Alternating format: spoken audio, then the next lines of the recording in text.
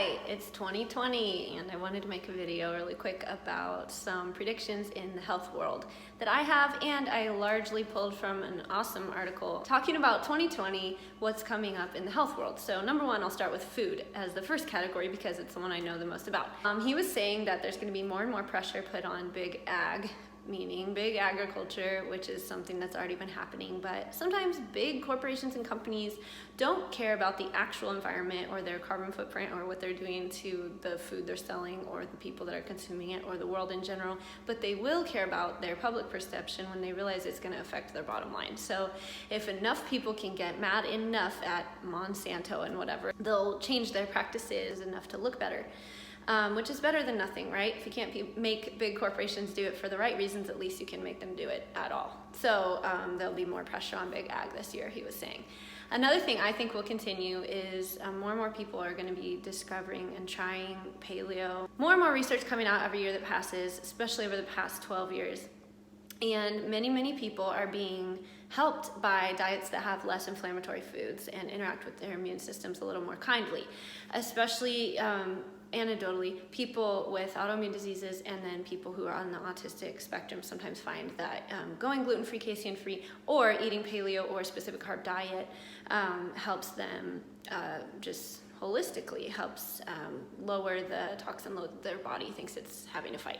So I think that autoimmune protocol / paleo type diet is going to continue to gain popularity. However, I do think the one thing that's going to come against it is the philosophy of eating meat is bad. So there's still going to be a ton of people who give up meat this year or try to move in that direction.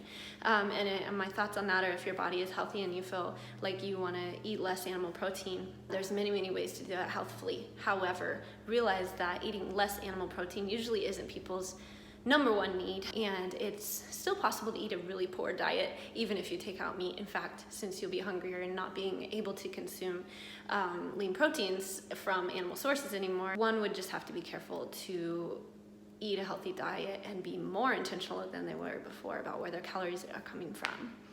I personally eat meat, but I watch the amount that I eat because I'm on the autoimmune protocol, and it's one of the sources of protein that my body accepts because I have food intolerances to a lot of other sources. So the last thing I think will continue in 2020, and maybe even get worse, is the plethora of gimmicks and way too many conflicting opinions on what people should eat and things that are there to make money instead of actually help you. So really expensive like snacks.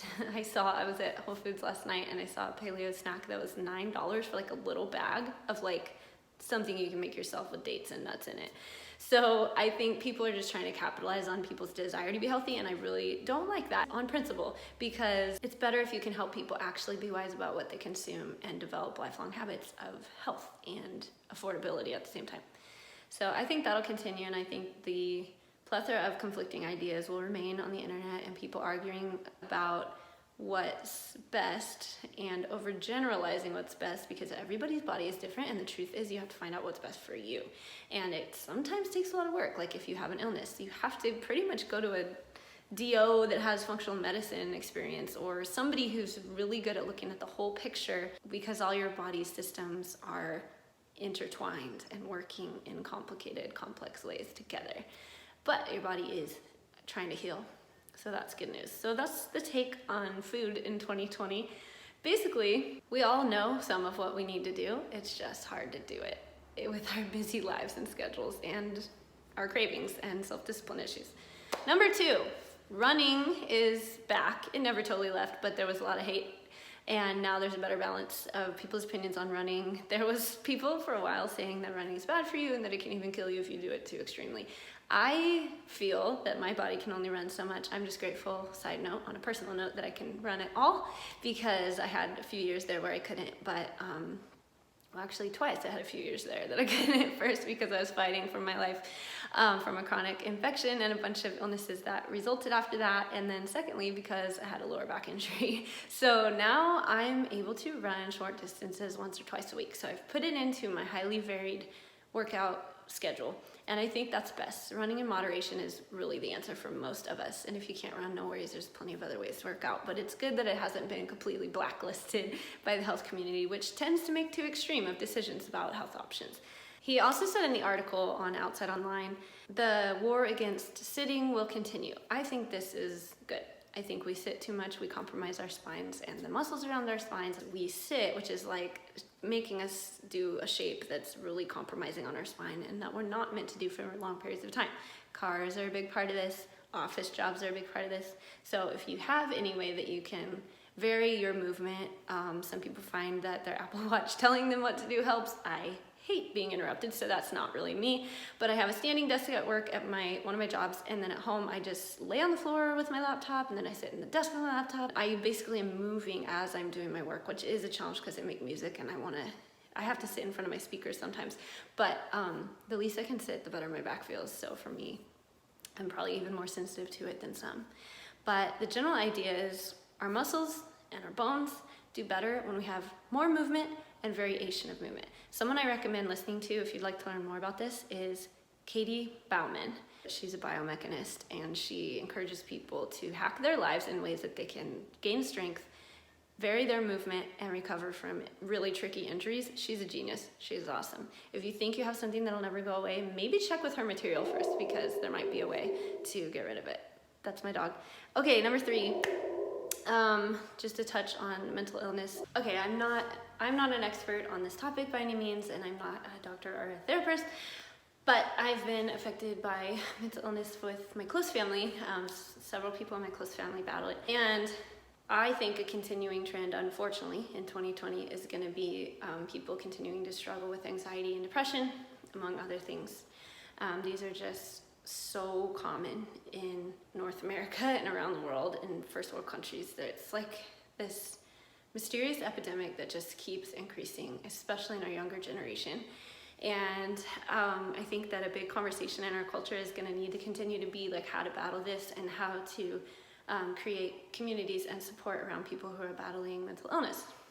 There's a ton of people that believe in New Age practices such as meditation or yoga as part of a treatment plan to combat anxiety and mental illness. However, there's also a lot of people like me who feel that it's tricky territory and you have to navigate it with a lot of discernment. So I'm a Christian, I follow Jesus. I've been healed of several mental illnesses. Before my physical illnesses, I battled to eating disorders and depression.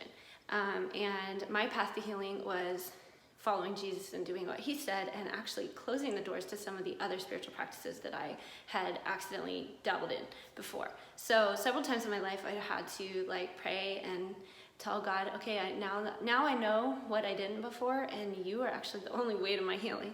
So for me, those things have been counterproductive. Anything that has to do with non-biblical meditation or the New Age or yoga. I know I sound so conservative right now, but I have experienced this firsthand, and I know so many people and read so many people's stories that don't experience any relief from the particular mental illness that they're battling until they start their relationship with Jesus. It's not an instant cure, fix all, easy life type thing when you come to the Lord, but it's the beginning of a relationship where a loving God guides your heart and it helps you integrate and heal. A lot of times there's hidden trauma in our minds and bodies that the Holy Spirit of Jesus is really good at having perfect timing and bringing up with us in a way that a loving father or best friend would do that nobody really else could. There's therapists that can help us a lot, and there's so many treatments for mental illness that are effective, and I encourage you to look into a lot of them. And the thing that's ultimately going to most effectively combat this like epidemic of anxiety and depression that's sweeping across our world is people coming into a relationship with Jesus, our Creator. So I know all of us have so many different thoughts on that and beliefs on that, and it's never my intention to like insult anybody or hurt their feelings or sound like I'm being judgy. I actually care more and more every year that goes by for people's health and healing. When you follow a healthy brand of Christianity, you develop a love for everybody in the world, and you grow in your desire to see the things of heaven come to earth. So sickness to be healed, people's relationships to be restored, and people's deep joy to grow. So my thoughts on practicing mindfulness, meditating, learning how to open the third eye, going to psychics, I could list a million things, but it's actually counterproductive to what you're trying to do. But I see a lot of people's heart is right, and they're just trying to get help for either themselves or somebody they love. But I wish I could just help them fast forward through all that and get to where all the people who walk through that and then find Jesus after it are, and they just end up saying, I wish I wouldn't have wasted my time with that other stuff, because it was just a type and shadow. It was a counterfeit of what I was really looking for over here in a relationship, a personal relationship with the real one true God through Jesus. I know it's a really big topic and I'm oversimplifying it. Healing is mysterious and everybody's journey looks different. I just think it's beautiful that we can have hope and we can continue to push forward knowing that there is a way to get better physically, mentally, relationally, financially, wherever you're sick in your life, there's actually hope for you. That's the main thing. And then lastly, it was cool in the article on Outside Online, he talked about our tendency as a culture to zoom in on the minutia of health discussions and disregard the big picture. Sometimes I think we do that because it's overwhelming, it's too big. Like actually thinking about changing our daily habits seems too hard. So we jump on the next diet fad or the next hack that we learn about, because putting in the work every day and slowly seeing results and having self-discipline and denying ourselves our cravings for sweets or whatever it is, that's our struggle, just seems like it's gonna take too long and it's gonna be too hard. It's too much time and effort and energy. There has to be a quick fix.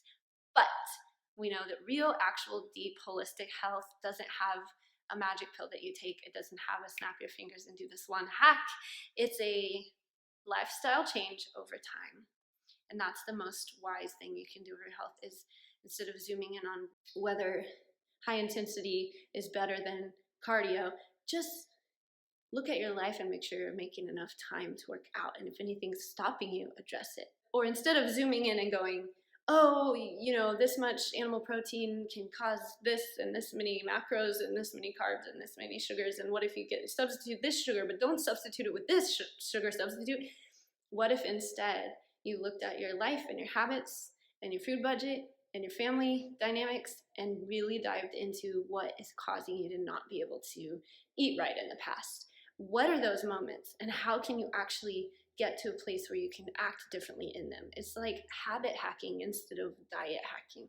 The people that ask me for advice or just information on like food or nutrition or the content of some particular food item, or whether broccoli is healthier than kale, they're focusing on something. I mean, curiosity is great and you can talk about all those things, but they're like focusing on something that's not the main problem in their lives, because a lot of people, the main thing they still have to tackle is they have shame and don't love their body. And so any habits they read about, any foods they read about, any nutrition that learning information that they get isn't going to fix that.